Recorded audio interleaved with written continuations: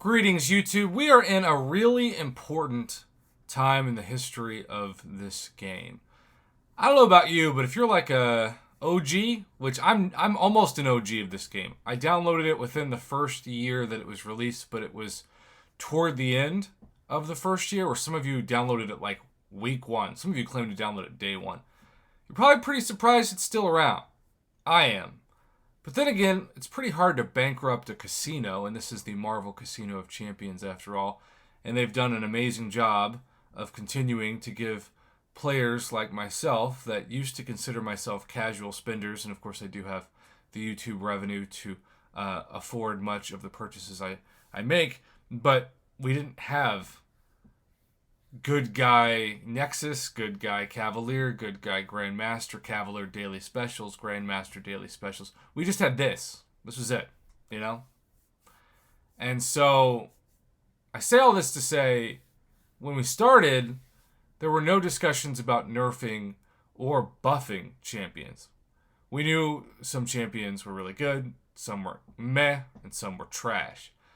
I'm so old, especially in this game. I remember when 3-star Iron Man was a war defender. Can you believe that? Like, 3-star Iron Man was a war defender. This was, of course, before Alliance War Seasons changed the game forever. But still, then I remember people were like, please only put 4 stars on defense, which was kind of a big ask because at that point, the best champions were 5 stars, but they were very limited in the pool. And this was before buffs like Red Magneto. So unless you had 5-star Star-Lord, who was a great attacker but not defender, you still wanted 4 stars as defenders. All that's to say, we've come a long way. But now we're at a really crucial moment because since this is the new cycle of released champions, we have 2 of the biggest hyped champions in the game. Omega Sentinel destroyed arena records, and there is a belief that Black Cat could destroy them again to the tune of 200 million points. I hope that's not true. But regardless, we've seen people like my man Legacy spend $400, which Canadian compared to America currency is like $450, and Canadian compared to across the pond European currency, whether that be the pound or the euro, probably like $500 worth. Did not pull 6-star Black Cat. But let's say you did. Let's say you got insanely lucky, which is exactly what happened to me. If you want to see me pop out of my chair, it is on my channel. It was a live stream that I then posted the clip of it in a obviously shorter video than a 40 or 50 minute live stream. But I got this champion.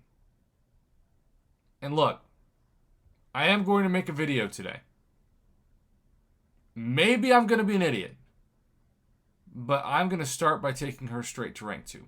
We are going to have a level up event on Saturday. This is hours before that because I don't know how to sleep and I'm recording this when I probably should be attempting to go to bed. But I'm going to attempt to take her to rank 2. Part of the reason why I feel like I can do that is because, ironically, I have this ISO leftover that's skill that I was like going to just sell for gold, but I wanted to actually use it.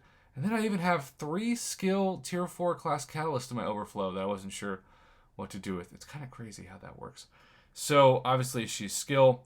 I also have, for the first time in definitely over a month, maybe even longer than that, I have the best first world MCOC problem of all. I've got Glory coming in at the end of the week, and I maxed out on tier 5 basic and maxed out on tier 2 alpha.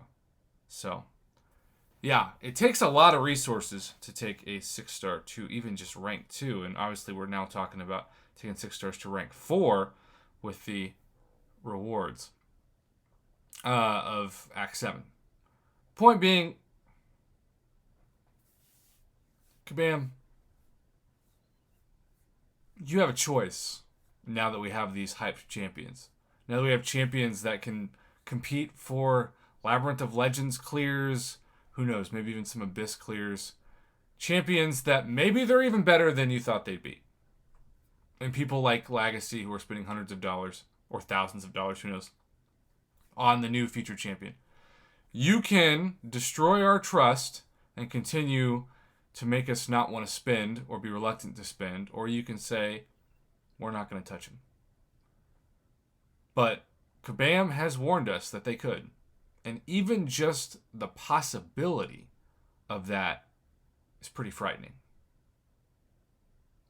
Kabam, I want this game to go for another 6, 7, 8, 10 years.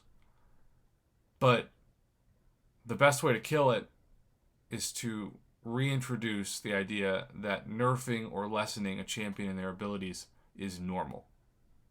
None of us should accept that. And if they do that, that's really where a boycott conversation comes into play, because that's the only thing that actually works. But given that they want us to spend in about a week on what we assume to be the third straight year of spring cleaning offers, and of course, they're already giving us a beta for Act 8, Chapter 1. Please do two things, and this is huge. Don't bring up 7 stars anytime soon, and leave the champions alone. That's the best way to gain the trust of the YouTube community, the Reddit community, the Discord community, the Line community, the entire MCOC community. That's my plea. Thanks for watching. Have a good one.